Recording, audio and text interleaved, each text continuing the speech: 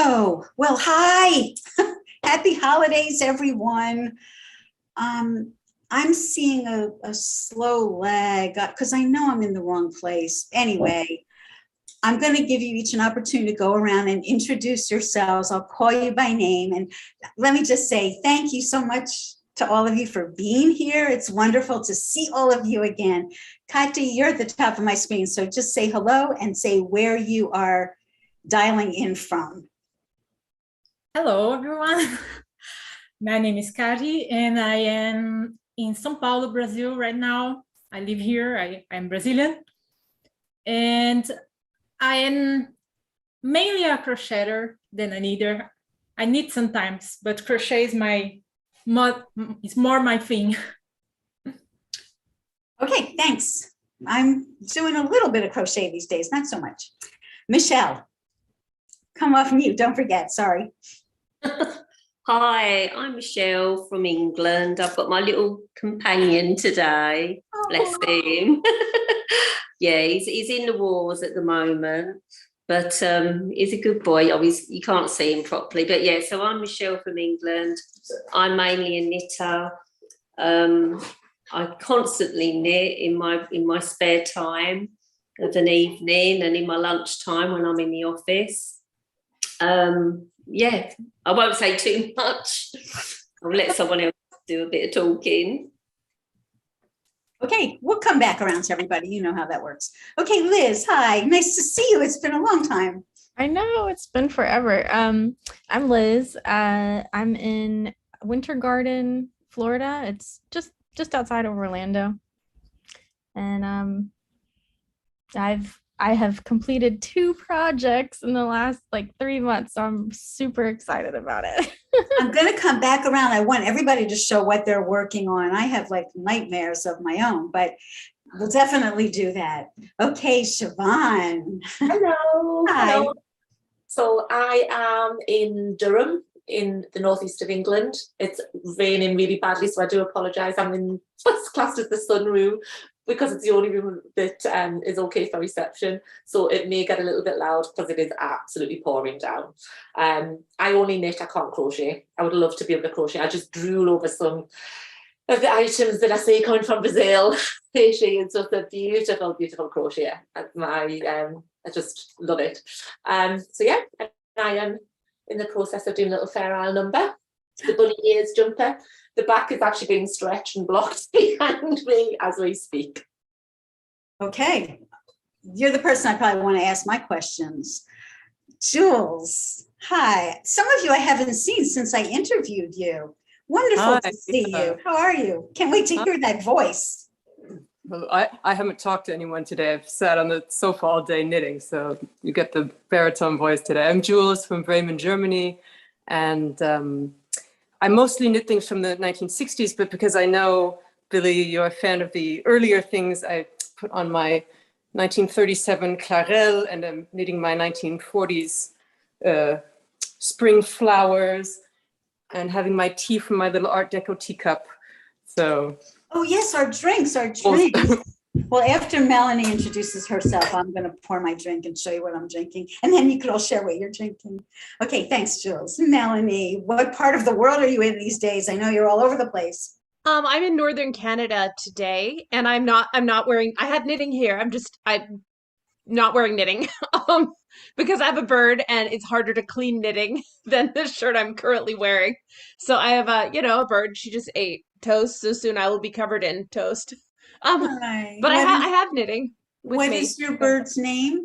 Oh, her name is Colette. She's a little house sparrow who lives here. So yeah, she doesn't like knitting, unfortunately. And I knit. I'm obviously not as great a knitter as the rest of you looking at or crocheter, looking at what you're wearing and what you've done, but I sing songs about historic knitting. So that's more my thing. And I try to convince people to give me their knitting, which is surprisingly successful. And yeah, that's it. Okay, well, let's go with our drinks. I'll start.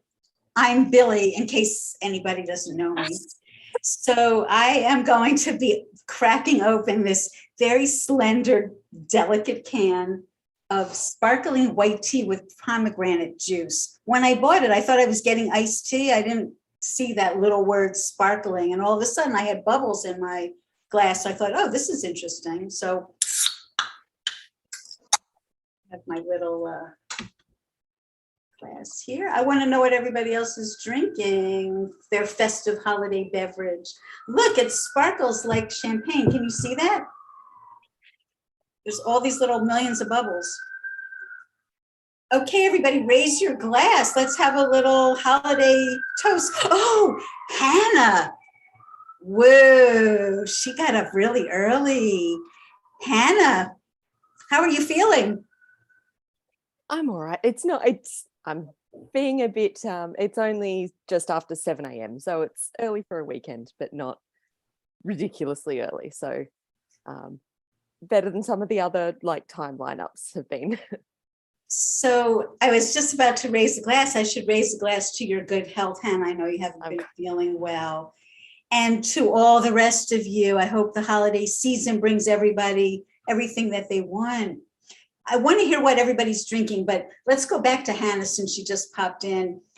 Tell us where you're dialing in from this bright morning. So I'm in Sydney in Australia. I've got my coffee. I haven't totally woken up yet. That time difference is really, it's a pain in the, you know what?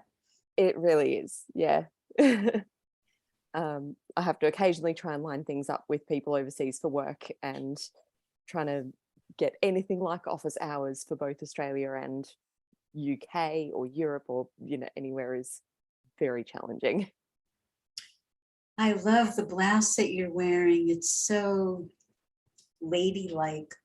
I was thinking I should be wearing something knitted for a With the get together pearls. like this, but it's already too warm to be. Grace Kelly is drooling from her grave. Thank you very much. So you're having coffee. Melanie, what's your beverage of choice this day? It's just water right now. I know that's a bit boring, but it is only 1 p.m. here. So here we are. Yeah, okay. So even though you're just up the country next door, you're in a different time zone. I forgot about that. I mean, so is Spokane, but and LA. But yes, no, different time zone, and it's a work day for me. So just water. Okay, Jules? In the middle of counting. I'm drinking herb tea, also very, an herb tea mix called Gute Laune, which means good mood. So I'm in a good mood. And, wait, I need to drink up the tea and then I can show you the teacup. This little, I think, don't want to pour out the rest of the tea. I think 1930s kind of Art Deco teacup. Maybe someone who knows better can tell me what decade this pattern is from. I have no idea. It looks very Egyptian revival-ish. Yeah.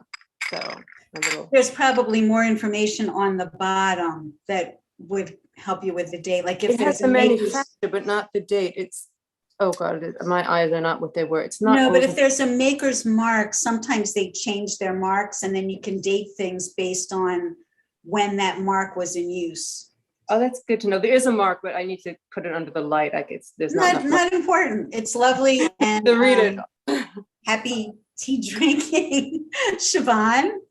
I have to admit, it is after 8 p.m. I am having Prosecco. Prosecco? Yes. Oh, good. Bubbles. Yeah. Liz, you're muted. Well, I would totally have joined you with some bubbly, but I have to drive to the airport in about 45 minutes. Where are you going? I'm gonna go to Kentucky to spend a week with my sister. She had a terrible ankle injury in the summer and she's had to have a few surgeries, so I've been going to help her, you know, since she is kind of not able to do much. Good sister. I've been in that groove. I don't have any sisters. I have a stepsister in Philadelphia who had surgery, and I told that saga on the channel. It's not good. You're not a good reason to go visit, but I'm excited to see her, and and my brother-in-law and my little nephew. He's so cute. Actually, today is his birthday party. His second birthday is December 10th, so it's gonna be fun. And you're drinking Water. Yay. water. Okay, it's healthy. Yeah, boring and healthy. Michelle? Well, they'll give you something on the plane, maybe. Yeah, I'm a bit teetotal. I'm just drinking orange juice and a bit of water. Boy, this is a wild bunch. I know, I don't kind of. Yeah, I used to drink like a bottle of wine years and years ago when I was younger. Like I'd go out with my friends. My friend and I used to take it in turns driving into London, going to all like London clubs and everything. But yeah, I'm teetotal virtually now. My body is my temple. I'm waiting for Kati to tell us that she's drinking like Kinshasa or something. No, I'm just drinking water. It's very warm right now. Only water solves this. Well, Siobhan, hats off to you. Yay. Okay, so now let's talk about knitting. I think I'm going to be a little selfish. I'll start because mine is probably the biggest nightmare of all. I don't know if you watch my channel, but other people who are on YouTube perhaps have watched. I had knit this sweater almost. That's a husband in the picture. Okay. Stephen, right? Stephen? Okay, bottoms up. I had knit almost this entire sweater, measuring as I went along. Everything seemed good. I had it all assembled, and then I went to try it on, and it just had no stretch, and I couldn't get into it. Not in a way that I was really comfortable with. And I thought, I spent months knitting this, and I really want to have something that I'm going to enjoy wearing. So I'm in the process now of ripping back the entire thing. I know, Kathy, right? This is like over 3 months of knitting. I even knit side panels. You can probably see it. I put extra things. I tried to match up the pattern to give me a couple extra inches on each side. But I thought that really looks like crap. And I wasn't digging that. And also I found like the shoulder, as long as I was like whining about all of it, I thought the shoulder was not in the right place. So I'm going to ask you, and specifically you, Siobhan, because it seems like this is maybe more your bailiwick. If you saw this, now it's a vintage pattern, so they're not telling you how to knit it. They're just saying knit 5. These were not the colors. It look like this. You know, knit 5 white, knit 7 blue, knit 3 yellow. Okay. They're not telling you whether you're doing stranded knitting or intarsia, but if you knew that this was the design, and there's no chart, of course. No, it's just no. If this was the design, what method of knitting would you use? And anybody else who wants to weigh in here, because maybe some of you. Yeah, I think probably some of the ladies are more adept than me at the Fair Isle, because I'm kind of self-taught. So the method that I use is probably a method that nobody else uses. It's what works for me. So I constantly wind the yarn. I don't take it across 2 or 3 stitches at a time. Every single stitch is wound so that it's got lots of flex to it all of the time. So the back of my knitting, I don't know if you can see. But it's still double thickness. Yes, but it's got lots and lots and lots of. Lots of stretch. This has, as you can see, no stretch. Yeah. Nothing. So, like but cardboard. I am self-taught, so it literally works for me. It's what I'm comfortable with, because I can't work particularly well where you're taking it across 2 or 3 stitches. My tension, it just doesn't work. So I'm probably not the best person in actual fact. No, but that's useful. I'm not going to do that after having done this, but that's very useful to, I mean, this was bad enough to do all the stranding. Ugh. Yeah. So I definitely don't want to be Like twisting that, every mine would, stitch. mine would pucker. I think I get too tense because I'm stressing too much about the yarn being traveling across. So I wind it. So every stitch is woven. Anybody else want to weigh in on this? Like, what would you do differently than what I did? Billy, are there only 2 colors in each row, or are there some rows with 3 colors? There are some rows with 3 colors. I think it's a 34 row repeat, and there were 4 rows with 3 colors. But no matter, I mean, I did it. I stranded them. I figured out a method. Yeah, So that wasn't an obstacle for me. I would strand it too. And what kind of wool is it? Is it just normal, just 100% wool, or It's 100% merino. merino?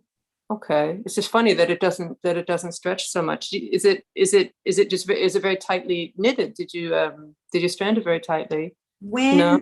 I knit a little bit up here without stranding just to see. I mean, I had swatched, but I didn't swatch just solid color because I knew I wasn't doing that.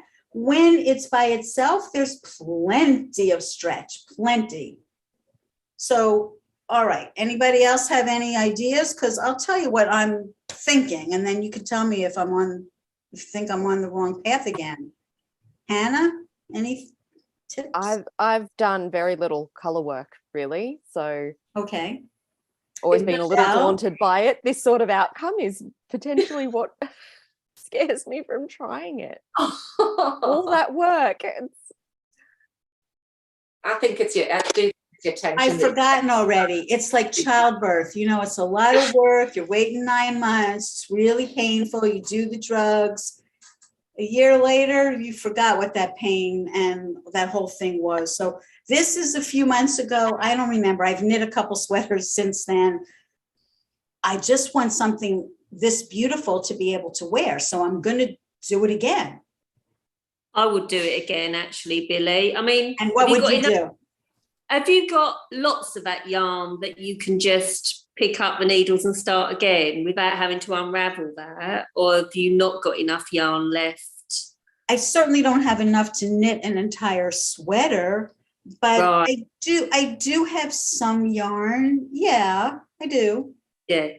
So, I mean, you're not going to wear it, like, because you've had to make all those adjustments. You're not going to be happy with it. Correct.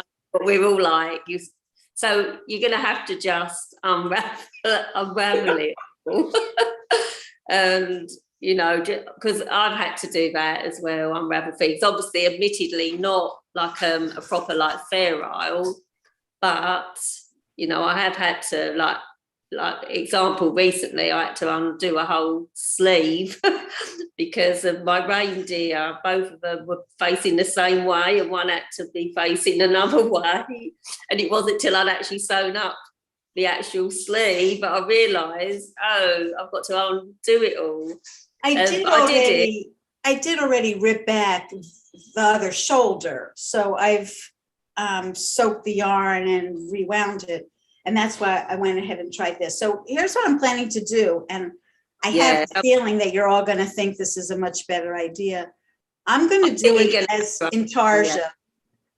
You'll be far happier at the end. I know it's painful. Yeah. But you will be far happier. If I'm not going to unwind the whole thing. What I'm going just to go do to a is, certain point.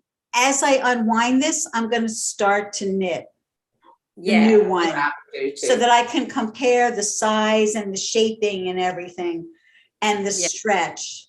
But I've been looking into much more now how people are doing fitted shoulders. Like, I don't know if all of you are knitting things with fitted shoulders. Michelle, I'm sure you are, and Kati too, probably. Not recently actually, because I'm knitting chunky cardigans at the moment. So I haven't been doing a lot of sort of 4-ply, sort of shaped 40s things. I've been knitting like 50s sort of chunky cardigans.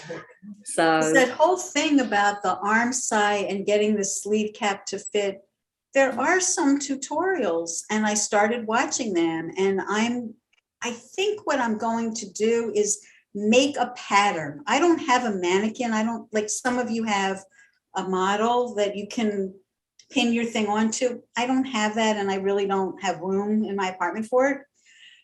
But what I'm thinking of doing is making like a dressmaker's pattern that would be exactly, like my shoulders are narrow, but I don't have a big bust, but relative to my shoulders, it's big. And then I have gigantic hips. So it has to be more like customized. And I think I want to have some kind of a pattern that I can lay my knitting onto and see, am I wide enough there? Because just measuring it isn't always enough. Like I also need where it's hitting me, like lengthwise, is the waist coming at my waist? You know, never mind that it's a 33-inch waist. Where is that 33 inches? If it's too high, it's not good. If it's too low, it's not going to fit.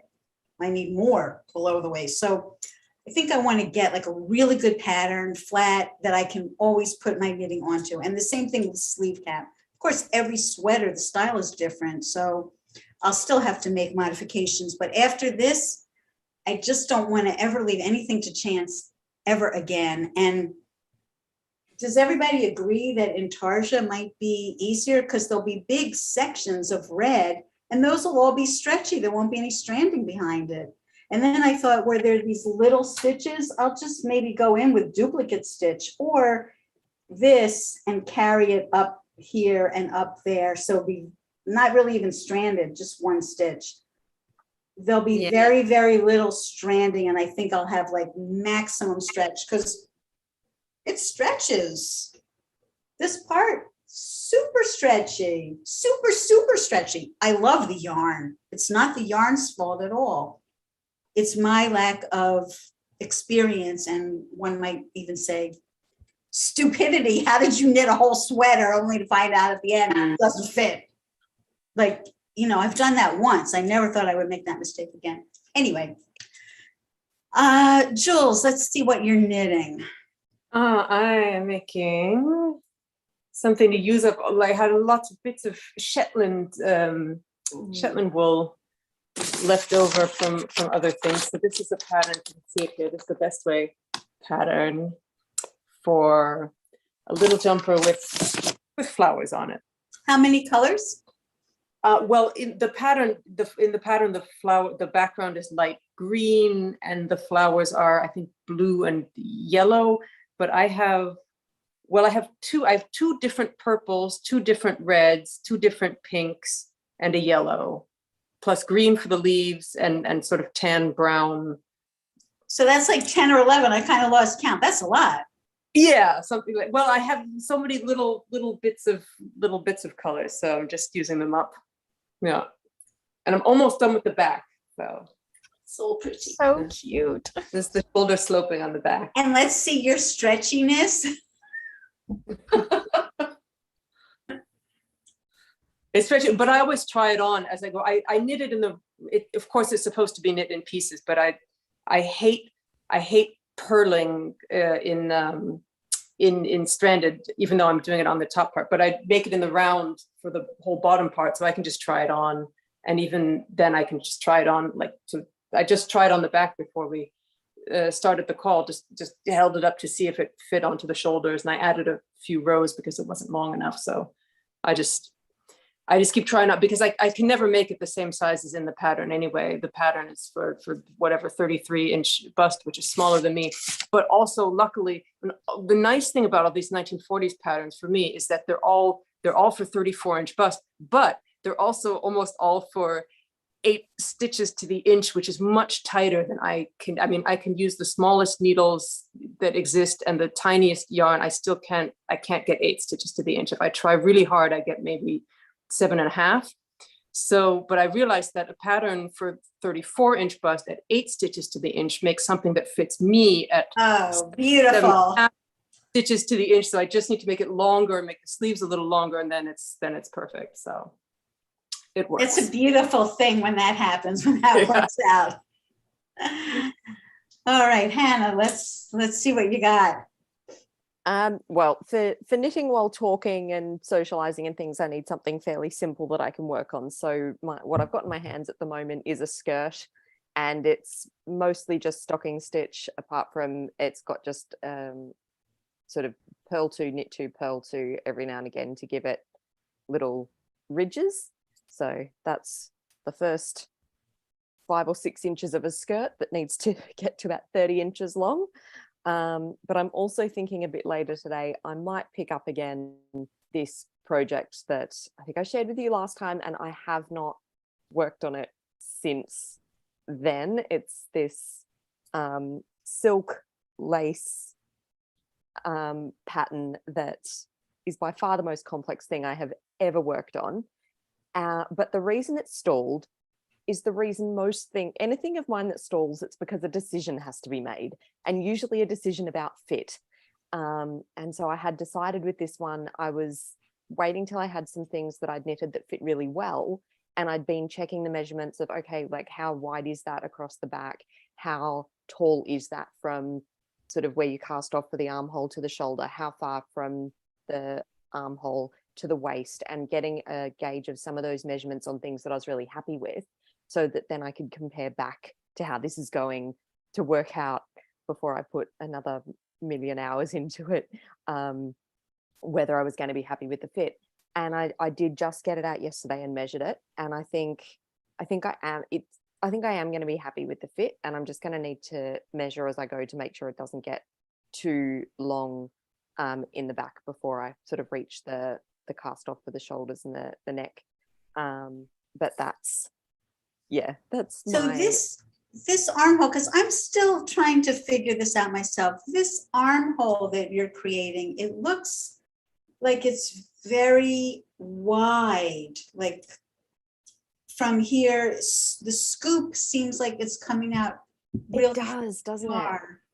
it? But it might work. I mean, maybe because it's lace, it's just. I do, yeah. So I do want to double check that. And I don't know how much that's just because it's lace, I think it's quite stretchy. Yeah. And yeah, I figure I could take in a little bit at the sort of down the side seam if I needed to. Right. And it's also, I think they're sort of also working with kind of how many pattern repeats you've got, and how, trying to reduce by a full pattern repeat, or, maybe at some points a half, but not doing weird things where you're reducing by, 3/4 or 1 1/4 or something of the pattern repeat. So that probably makes shaping a little bit more complicated. I've had my experiences with lace things that had set-in sleeves, and that thing that you're describing. Once I knit just to the end of the complete pattern, and then I did the rest stockinette, and I hated how that looked. So I ripped back, and then I charted it for myself to see like every single stitch where it would be if I stayed in pattern.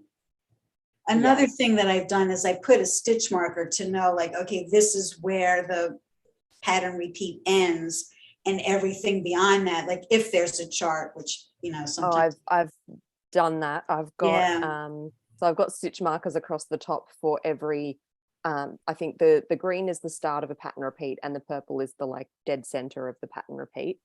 Right, but beyond that last marker, like you can be adding in one or two stitches if you know what the pattern would be there. Yes. I mean, I have done it that way, and it's worked. It's a lot of keeping track. Same thing with Fair Isle.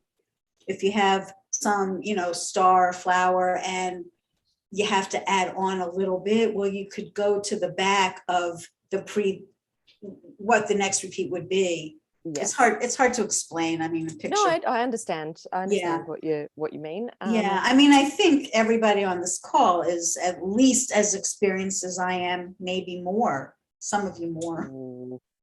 Now I've shown my true colors. Like, no one's going to take my word for anything anymore. This was such an epic fail. But with vintage patterns, look, we're all having the same experience, that if you're not the size, like Kati from Germany, who's not here today, she's the perfect size. Every pattern, she just knits what the pattern says and puts it on and done. Few of us fall into that category. So most of us are having to make adjustments, and sometimes those adjustments are not working out. Okay, I just can't keep Liz. my tension reliable for that. I mean, I am a size that fits a lot of the vintage patterns, but there are just so many things that I still knit where I do a swatch and I think I've got it all worked out, and then I knit it and it just comes out a very different size to what I Well, like this in the pattern they maybe were expecting me to do in Tarja. Anyway, enough about that nightmare. Liz, since you have to leave soon. Well, so I've got, this project has been going for like 2 years probably, but I'm almost to the point where I'm adding the other sleeve on. It's not. Oh, you made that? Yeah, the balloon sleeve and all the little flowers on the back. Yeah. Yeah, it's the sulfide jacket. I think I'm saying that right, I hope. From Fable Knitwear. It's not vintage, but vintage inspired. I'm definitely the least experienced knitter here. For you to tackle that is not an easy knit at all. That's why it's taken me like 2 years. Yeah, it is. But I love doing this part. That's just so much fun to me. But I don't know. I guess it's just, I get bored with it and then I do something else. And then I say, I should really finish that before the weather gets cold. And it's kind of getting cooler. So I should really, really finish it. But this is what I'm working on kind of now. And I also have another little short sleeve blouse from Poison Girls I'm knitting, but that's really hardly come very far at all. So I didn't even bother showing you guys, but this is my second to most recent finished product. This is also Poison Girls. I'm kind of a Poison Girl fangirl. But her patterns are they're really pretty simple and they're just so clear, and I just love them, and they're vintage inspired, and I don't have to try to decipher them. I can just read it and knit for the most part. But this is the Kobasi yarn. She actually recommended. It's cotton, bamboo, silk, and just a little nylon, I think. So it's stretchy, it's machine washable and dryable, which is awesome. Sounds beautiful. It does kind of stretch out a little bit. Like if I wear it, usually I'll wear it for like 2 or 3 days before I wash it. And then by the third day, it's like, it needs to be like washed and shrunk back. But I love it. I've been wearing it like nonstop since I made it. And then this is the other one that I just finished. And actually, Billy, in my podcast episode with you, I just kind of went back and was rewatching some of it because it's been so long. I forgot what I even said. I was making this same pattern, but for my friend. So I finally made one for myself because I'd wanted one for myself that whole time. I was like, oh, I really am jealous that she's got that cardigan. So I made this one. This is wool. It's merino wool, machine washable. Because I'm just lazy and I don't like hand washing stuff. So this is also Poison Girls Dottie cardigan, and I made it kind of a little extra big on purpose. Like I could have sized down, I think, but I just really love oversized like cardigans in the winter. It looks very cozy. It looks lovely. It's so cozy and it's really soft, and I just love it. That's such a basic pattern. You could really make it again and do so many things. You could do embroidery on it. You could do like some kind of feral motif. That's true. I could do that. Thinking of a sweater I had when I was in college that had yellow sleeves and bold flowers, I think on the front and the back. It was real cutesy. I wish I had it now. You could recreate it. Yeah, I could if I could remember exactly how it was. Although it was much more for a college girl than somebody my age. But And then for the buttons, so the pattern calls to knit the buttons and then cover with the little tiny knit circles, I guess. But I decided to do, and I don't know what it's called, but when you do sort of like the spider web type. Dorset. Okay, never. Is it like you wrapping around like a ring, an O-ring? Yeah. And then you kind of. Oh, they're beautiful, Liz. Thank you. I'm very proud of my little buttons. I made them and I was like, oh, they're so fun to look at all in a row like that. So yeah, I'm really, pleased with my knitting. I'm trying really hard to just only have maybe 1 or 2 projects at a time, because especially with sewing, I have a habit of starting one thing and not finishing it. And I hate having a whole bunch of unfinished stuff floating around. It's like, makes me feel guilty and like, oh, I need to finish that. And, I think we probably all feel that way. I definitely feel that way. And in years past, I've made a concerted effort to start something new only after I finish something that was languishing. I'm going to have to get back to that because now I have a few UFOs. Yeah. And there is that guilt thing. Like, we need knitting psychologists to help us like not feel guilty about that. Or maybe the guilt is good because maybe it spurs us on to actually take action. Mm-hmm. I don't ever knit more than one thing at a time. I only ever. Oh, be quiet. Yeah, it's just, I could not cope with having more than one thing on the go. I would feel as if, as also because I knit for other people, I would be really right. I was going to say that, like, you're in a different situation because you have consignments from people and they're expecting their things probably in a reasonable amount of time. And I think it's also not as personal. Like, you're going to knit it to fit them, and they're going to be really so happy to have whatever it is that you give them. And some of the people I know you knit for again and again and again. So you probably have the fit down pat. Yeah. I am curious though, because you are knitting for different sized people. They're not all 34-inch bust. When you knit for the same person again and again, you have their measurements and you know exactly like how to alter the pattern to. You see, I don't take the measurements and use those same measurements every single time, because as females, we fluctuate, you're up, you're down. So I don't presume that I'm knitting exactly the same size. So every time I knit, regardless of how well I know the person or how many things I've knitted for, I ask for a new set of measurements. So that jumper or cardigan, whatever it may be, has been made at that moment in time to fit that body shape as it is at that moment in time. So one of the ladies that I knit for, I think I've knitted about 4 different sizes, because also the fit that the customer wants isn't always the same. Maybe the pattern, but the fit may not be as it would be if you knitted it exactly as the pattern or the recipe dictates. So no, I get measurements every single time. That's just how I work, how I do. Yeah, I'd love to give you my measurements and see what you would do for me differently. Because I'm always, my arms are not the normal size arm. So I'm always having to adjust up here. And then that means to use a slightly larger needle, or as you get to the point where your arm, you would want it to have a little bit of extra width. So you're knitting the same amount of stitches, but just go up half a needle size, and it's amazing. So you do the bottom you would always want it quite tight, but as you get further up, I would knit, I would graduate up and maybe add a couple of extra stitches, but it's the needle size that I would advise go up. Wow.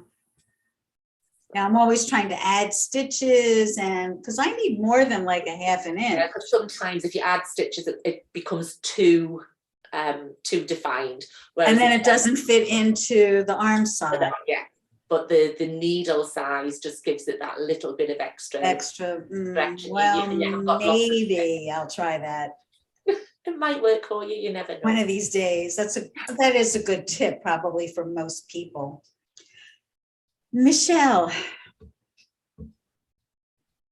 Yeah, so recently I've been knitting a few Mary Maxim chunky cardigans. I knitted a few years ago and I sold them on Etsy, and I never knitted any for myself at the time. So it was kind of on my wish list. I must knit myself some Mary Maxims. So I've knitted, I'm on the 4th one now I love the one that you sent me. I get so much joy out of knitting that sweater. It fits me great. I followed the pattern. I didn't have to make any alterations except that I tweaked the horses. I didn't like their horses. So I think those are great patterns, and they're really well written, and the chart is so interesting. It's on a piece of paper for people who've never seen one. Yeah. And you fold it down to get the raglan sleeve, and you fold it up if you want a set-in sleeve. It's really cleverly engineered. Yeah, one of the recent ones is my reindeer one. So I've just finished that. Love it. This is the one where on the sleeve you got the reindeer, but after I knitted the second sleeve and I sewed in one sleeve, then I realised that both my reindeer were facing the same way, and they were supposed to be facing inwards. So I had to just literally undo right back to the beginning of a reindeer on one of my sleeves. But like I say, we all make mistakes. It doesn't matter how experienced you are. Sometimes, you think you know what you do. You think, yeah, this is simple. And then you get to the end and you think, oh, no, how could I be so stupid? But this is really warm. This is like pure wool. And because it's so, everyone knows winter's here and it's so cold and all with the energy, is so expensive. I thought I might need a few of these to keep me warm in winter. And especially when you go outside as well, like we sort of go out in the garden and everything. So these are ideal just to keep me warm. You never know, we might get snow this year as well. So, yeah, I'm all ready for it. So on my needles at the moment, I'm knitting one with eagles on it. And it's in two shades of brown. I've got this lovely sort of fudgy, and I've got like chocolate brown. I bought some vintage wool on eBay, 500 grams. I'm hoping it's enough. I haven't got the proper pattern, but I've just took photocopy of, so that's the front with the eagles and the back. So I always take a photocopy, and then I can, I'll put like numbers against each row and use a ruler so I can work on the pattern. I don't know if that's how you do it, Billy, but I use a ruler and I keep so I know what row I'm on. So that I don't remember what I did. I doubt if I did anything like that. I probably just counted and. No, I always use a ruler because I can go wrong. I do have little row counter that I hang onto my knitting, it's hanging down, and it just rolls. I don't know if do you use Mexican one? The Mexican one, the Mary Maxim. I don't like the style of this cardigan though, so I'm going to translate the actual graph onto the normal sort of Cowichan style Mary Maxim. So wish me luck with that. I might have to use smaller needles because the graph is actually wider. It's got more stitches across. So it means I'm going to have to go up a size so I can fit all the because it's quite wide, the actual graph. I have confidence in you. I it's know got more stitches. You've done this kind of thing before, so. Well, it's still going to be a challenge. And it's all about gauge, isn't it? So, and I'm going to knit that in emerald green as my main colour. So it's going to be very bright with reds and blues for the graph. So wish me luck. But that'll probably be a New Year's pattern. Good luck. I know for some of us, we're used to knitting with fingering weight. Like Siobhan, you're always fingering or no? Yeah. I use double knit, excuse me, for some of the larger patterns, but it tends to be 4-ply fingering. And Hannah, always fingering? That's probably my usual, although this skirt's 3-ply and this one's a lace weight. So I have got some thinner, and I do from time to time. I'm knitting a gift for a friend at the moment that I'm knitting in DK in 8-ply. So It's like you're cheating, huh? Well, I actually, we're talking about how many projects you have on the go, and I quite like to have one thing on the go that is maybe a chunkier yarn that is quite gratifying, that knits up really quickly.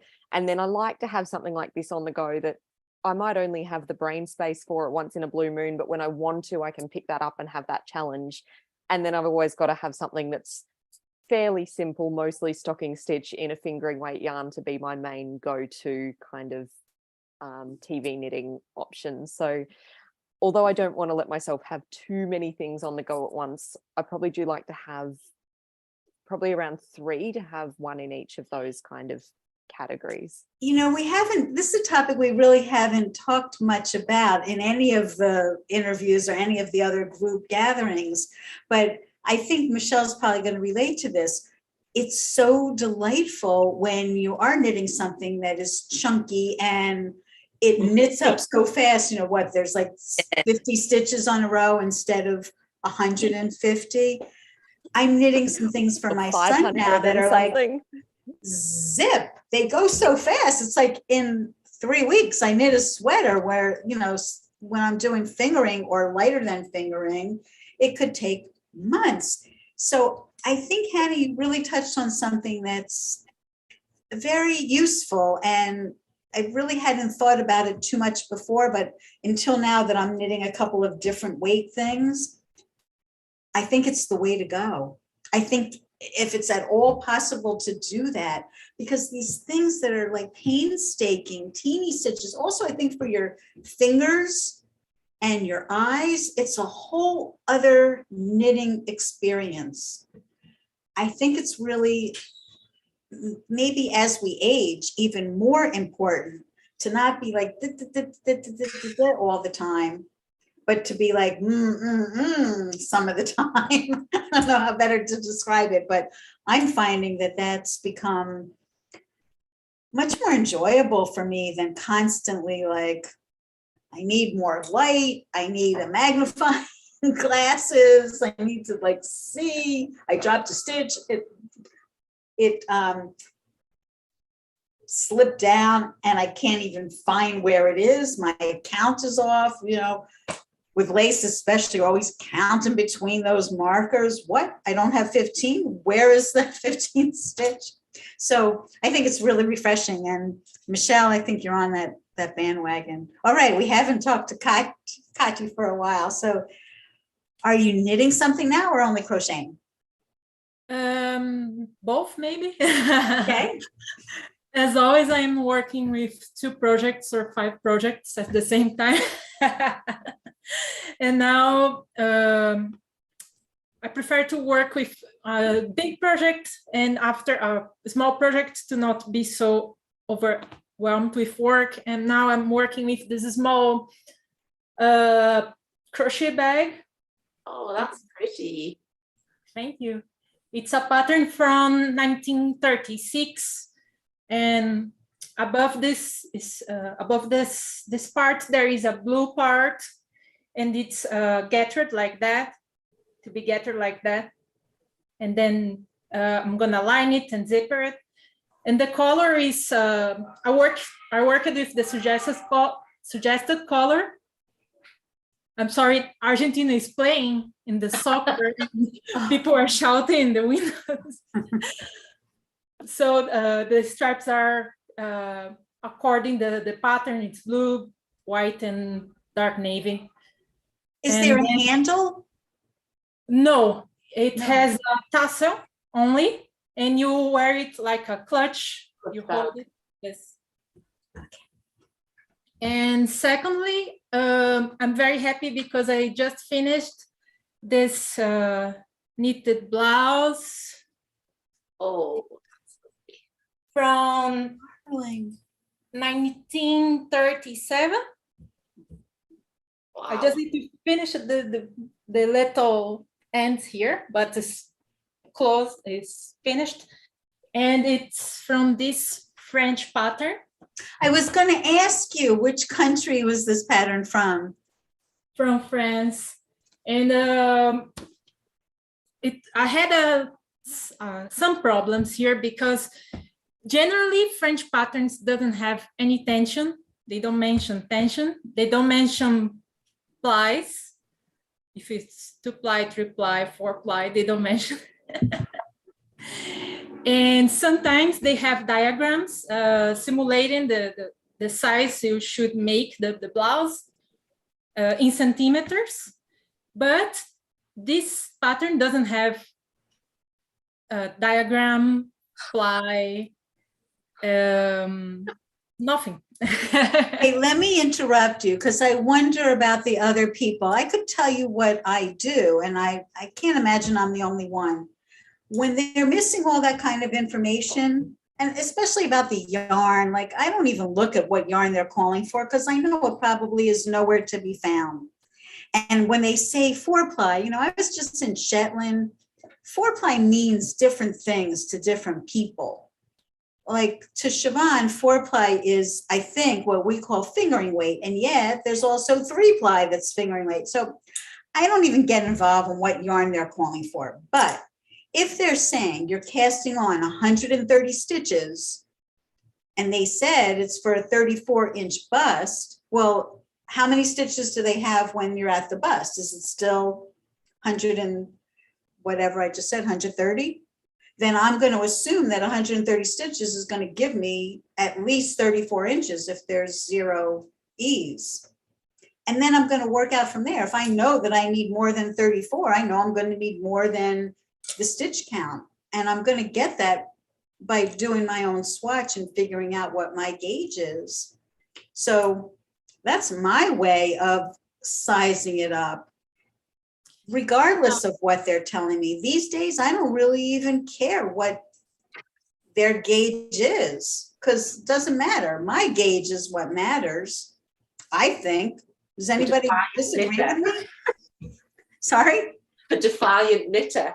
I will have it my way. Well, you know, what's a knitter to do? You're not playing with a full deck, so you have to figure it out. I think this is a very English thing, though. When I read the patterns, I just always have in my head this really stern, cut glass English voice of a really stern schoolmistress saying, and you will knit like this, and it will have so many stitches. No, darling, you're not allowed to do that. That is what is going on in my head when I'm reading these patterns and just thinking, I just have to make it look as good as the lady who designed this. It should look. It's so bizarre that these 1940s knits like have done this to my head. That I have this little lady in my head telling me that it has to be exactly as the pattern. Well, that reminds me of the time I did a knit along with a group here. And the pattern said in fine print along the edge, something along the lines of, if you knit this exactly the way we tell you to do it, you will have the perfect fit. Yeah. And I was like, really? Okay. I followed that pattern exactly. And that sweater fits me perfectly. Oh, well, there you go. They guaranteed if you followed it to the letter that it was going to fit. So I laughed at that. I thought, oh, they got to be joking. Those ladies knew what they were doing. They said like an expert designed this sweater. And I thought, you know, back in the day, for you to get your pattern printed in the newspaper, you probably came under a lot of scrutiny, I would think. And I bet those women were, and I'm saying women because I can't imagine that there were any men designing these sweater patterns. I think it was all Mrs. So-and-so. Kati has a huge collection of patterns and she knows the names of some of the designers because she's done a lot of research. And it's always like, Mrs. So-and-so won the contest and here's her pattern. Yeah. Those knitted people back. were really accomplished, and I do believe that the patterns they wrote, by and large, were really very, they might not have been well written, like what we would think of today as well written, but if you understood what they were saying, you Exactly. would get exactly what they got, and it was really good. That the people who are knitting, well, of course, darling, you know what I'm telling you to do. You just, if you knit it like this is exactly what you should have like. Don't question me, just knit. I'm not sure who this is who commented, but somebody on YouTube is saying, I'm sure it's the voice of Miss Marple. Oh, it's Iris. Hi, sorry, I didn't have that fully on my screen. I'm sure it's the voice of Miss Marple with a little smiley face. That's the voice that we Americans think of when we think of a little British schoolmarm type. So. Nothing wrong with Miss Marple. Tell her how it is. I don't know why, but okay. thinking about like that, like if you do this exactly, it's gonna turn out. It makes me think of like when you go to a recipe website and people review it and they're like 3 stars. I did this and this and this and this, and they like changed it all up, and it's like it's not even the original recipe anymore. There's a whole subreddit for that on Reddit. It's called something like didn't have eggs. It's just a Oh collection my of gosh, all those yes. reviews. It's like 5 stars. I mean, I used rye flour instead of wheat flour, and I didn't have eggs, so I put in this, and I didn't have that, so I put in more baking powder, and I don't like chocolate, so I put in hazelnut instead. It tasted great. Oh my Or gosh. the 1 star that's, well, I didn't have this, and I substituted this, and I don't eat meat, so I put in this, and it was terrible. Or like when like the opposite, like on a blog especially, 5 stars, can't wait to try this. It's like How did you give it a ranking if you didn't try it? They liked how it looked on paper. mm-hmm. Oh, But isn't that wonderful that we have Ravelry where you've got that for knitting patterns and you can actually find people who've knitted it and see how theirs turned out and then see their notes on whether or not they modified it. Because that really is the taste.com of knitting, and such an invaluable resource. My version, I don't know if you can see that, you know, Oh. the green that you're knitting. Yes. That's my version in the red. So like Yeah. it is such a beautiful, beautiful knit. It is going to look stunning in that green. Oh, Really I is. can't wait to finish it. The only thing is, you know what? I think maybe part of the reason I'm kind of stalled out on it too is because I'm almost to the point where I'm putting the second sleeve on, and then it's barely anything. But I do want to add a little puff to the shoulder, Yeah. and I'm not really sure how I'm gonna do that. Obviously, I've done puff sleeves, but I haven't gone from no Because puff to puff.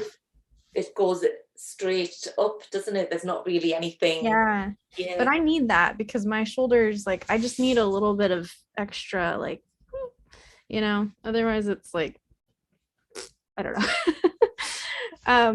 But I was thinking I might be able to take the little puff from one of her other cardigans, the forest berry jacket. Oh yeah, with all the little bubbles on Yeah.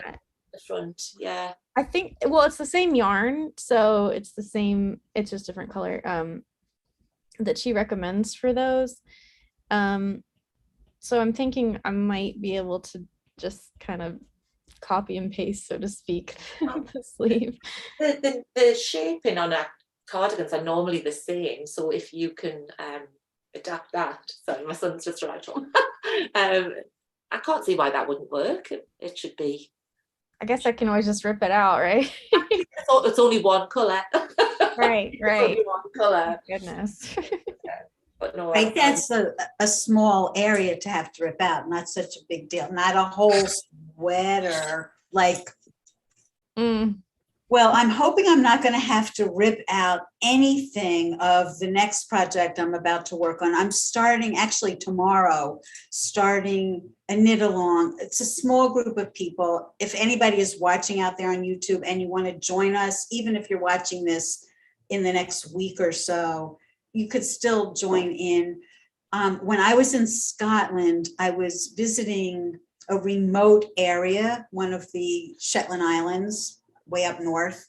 And they took us to a community center, and there were all these local knitters there, and they had like a library with binders of vintage patterns that people had clipped out of magazines and newspapers. And I saw one that I took some pictures of and I brought home with me. Sort of like commandeered this pattern for what's called a Spencer. Now, Spencer means something probably to Siobhan and Michelle, but maybe to the rest of the world, you might not know what a Spencer is. I don't know if they use that word in Australia, but it's like a little camisole. And it comes sleeveless, short sleeve, or long sleeve. The patterns give instructions for all three. I'm personally going to do it sleeveless, just to have an undergarment under another sweater, like an extra layer. So it's knit with, they're calling for fingering, but I think I'm going to do like a double strand of lace weight because I have some leftover yarn. Anyway, it's really, it looks pretty simple. It's just straight vertical bands of a very delicate little lace pattern, not complicated, nothing like what Hannah showed us. Maybe it's like 4 or 5 stitches in that little band. It looks like it's not going to be that hard. There's no shaping.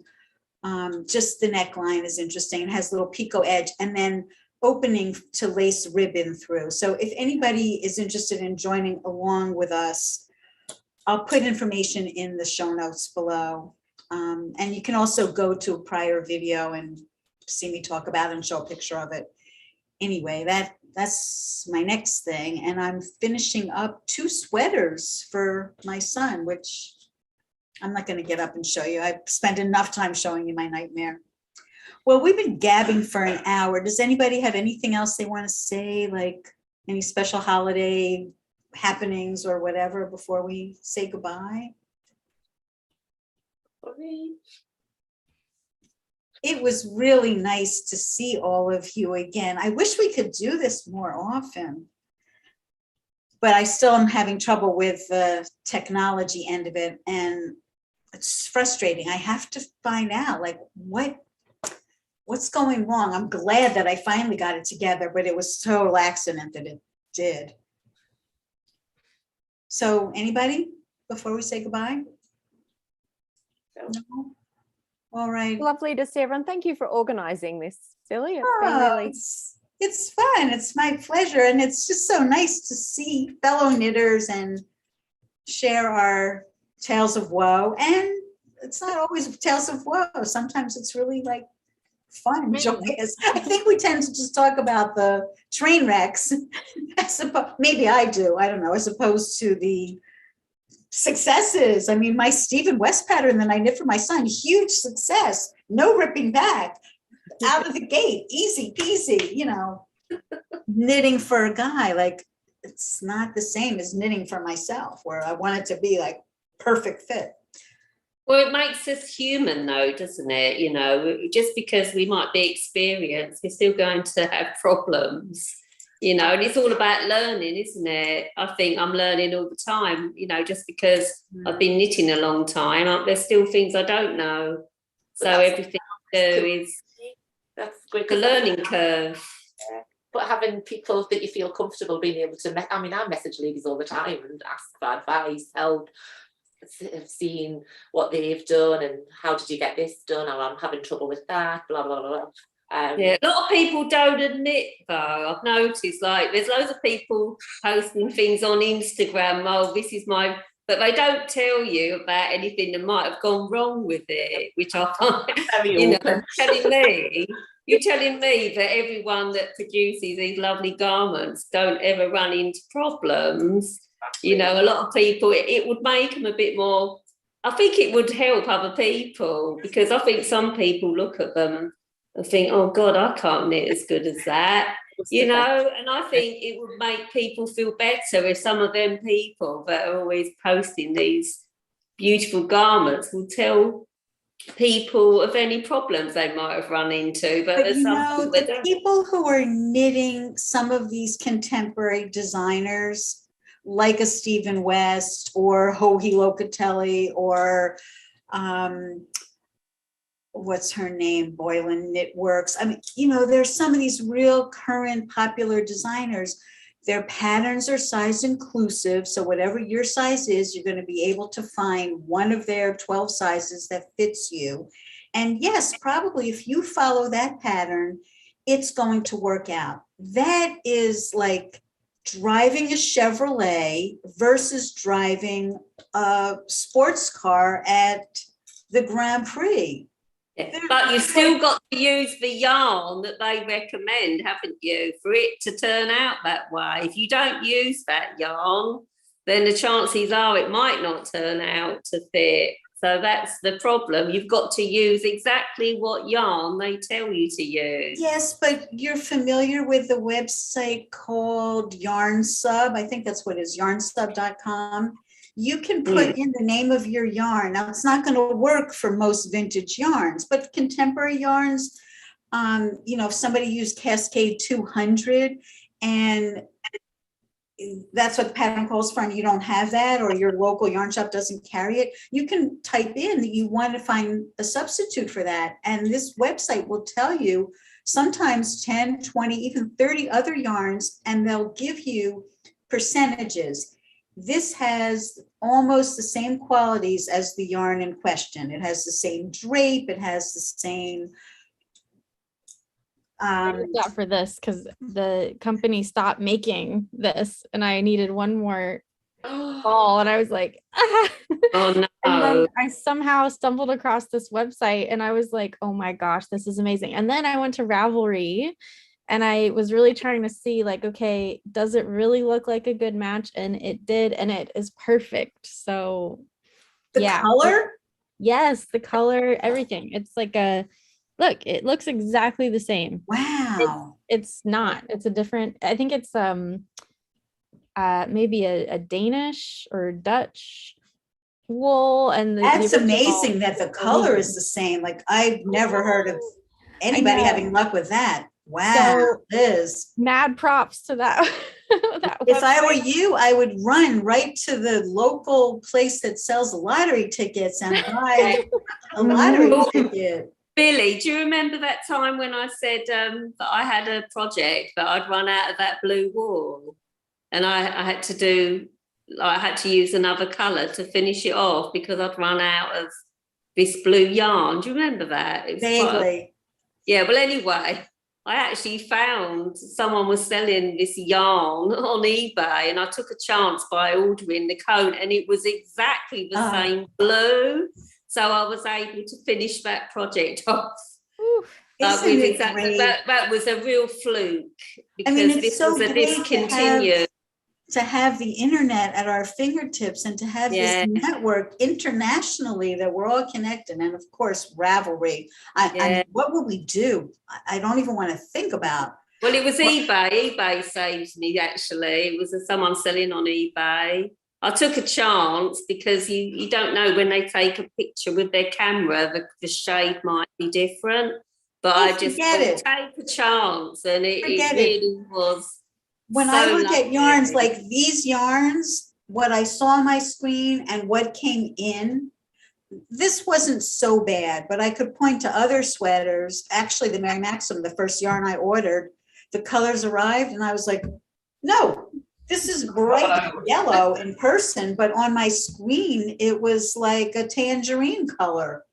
Not even close. And I sent it back. I didn't want a yellow sweater. For me, I mean, not with my coloring. So, you know, but I never judge how it looks on the screen. I mean, it's a crapshoot. Sometimes it'll work out. Yeah, you still find places occasionally that will send shade cards. And that I think is just invaluable when you find somewhere that'll send you a little card with a swatch of all the different yarns. Well, I went to my local, Usually they charge though. Yeah, I went to my local yarn shop today, and I was looking in there at their chunky yarn. Admittedly, they do have a lot of cheaper yarns, but they did have some really good quality, like pure wool, chunky yarns in there, and the price was quite, competitive as opposed to like the Lovecrafts website, like some of their yarn on there. So I think I will be going back to my local yarn store, as long as they've got enough quantity of the yarns. But it's nice to actually go in the store and touch and feel the yarn. You can't do that when you buy on the internet, can you? You have to wait till it turns up, unless you've used it before and you're familiar with it. But No, though, there are pros and cons. Your local Yeah. yarn shop, maybe they have 100 different brands. yeah, You may not find what Liz found. You may not find that exact shade of green. Even if they carry that brand, they might not carry that color. exactly. So when Yeah, you go out on the World Wide Web, you have Yeah, of access course. to everything. yeah. But it's nice to support your local yarn shop, though. I must admit, you know, we have to keep them going. Otherwise, if we lose them, I do then both. I do Yeah. both. You know, I'm somewhat sensitive to it, but at the end of the day, I wanted these colors because I wanted it to match my handbag. And I Yeah. don't think any of the local yarn shops in New York would have had 3 colors that were going to work for me. yeah, In the that's same yarn. Like, I don't know about the rest of you. I don't like to mix. Like, this is all Quince & Co. Finch. I wouldn't mix Quince & Co. with John Arbon with something else, but I know many people do. Oh, I want do. it Fair to all run, I be do. the same texture, same exact thickness. Now, the sweater I knit for my son, which is a hodgepodge of stuff, I have a bunch of different yarns in there. But that's the nature of that sweater. That's how Stephen West designs, for like bits and bobs, as you say. All right, gang. I think it's time to wrap it up. Thank you all so much for being here. It was lovely to see you. I hope you all enjoy the rest of December and the holidays and New Year. And I hope I'll see you all next year. We'll do this again. Look forward to it. Thank Take you. care, everyone. Bye. Thanks for putting up with the technical difficulties. Bye, people out there on Happy YouTube. New Bye, Year. Take YouTube. care. Bye. Bye. Thank you, Christine, for your